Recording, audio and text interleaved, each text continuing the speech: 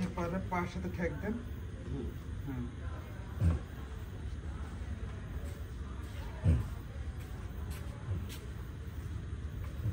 ব্যাস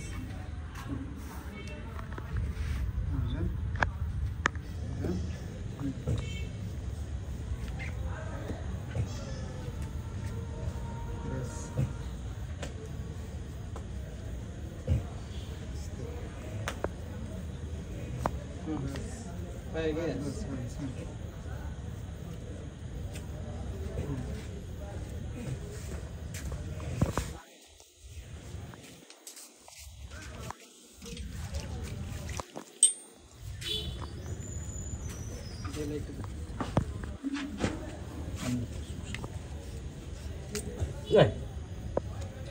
আমার কিন্তু কাপড় এবার এক সেট না 10 সেট মনে করেন বাদ হয়ে গেছে।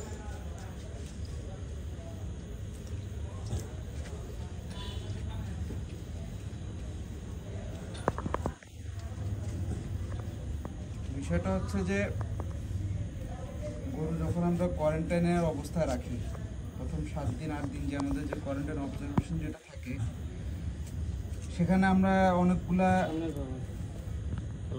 কেস ধরা পড়ে। যেরকম আমাদের এই গরুটার বর্তমানে খুরার কাছাকাছি পর্যায়ে ফার্স্ট স্টেজে আছে। আমরা মুখের থেকেই দেখতে পাইছি যে খাওয়া দাওয়া বন্ধ, পায়ে হালকা হালকা ঘা আসা শুরু হয়েছে, যার কারণে আমরা ফার্স্ট স্টেজ থেকেই আমরা এটাকে ট্রিটমেন্টটা নেওয়া শুরু করছি, যাতে 7 দিনের বেশি যাতে এটা আমাদের না হয়। আমাদের এই প্রসেসটা আমরা 3 দিন করি। 3 দিনের মধ্যে আমাদের এই খুরা জরা যা আছে, যত ঘা, যত ধরনের ব্যাকটেরিয়া, পোকামাকড় যত কিছু হয়েছিল, সব কিছু আমরা এখান থেকে পরিষ্কার করে নিতে পারি। আমরা আমাদের এই রোগটা আমাদের থাকে না, 7 দিনের মধ্যে ক্লিয়ার হয়ে যায়। এখন আমাদের এই গরুটা 3টা পায়ে পরিষ্কার, একটা পায়ে জাস্ট আমরা পাইছি। আমরা প্রথমে দেখতে পেরেছিলেন যে আমরা পটাশ পানি দিয়ে, গরম কুসুম পটাশ পানি দিয়ে ড্রেসিং করে দিছি। তারপর এখন আমরা যে পাউডারটা দিচ্ছি, এই পাউডার মিশ্রণের মধ্যে আমরা হলুদের গুঁড়ো, পটাশ আর ফার্মাসিক্যাল নিকোটক্স পাউডার বলতে একটা পাউডার আছে, যেটার কারণে মাছি, মশা বা ভিতরে যদি কোনো রকমের পোকামাকড় থাকে তাহলে সেটা ক্লিয়ার হয়ে যায়।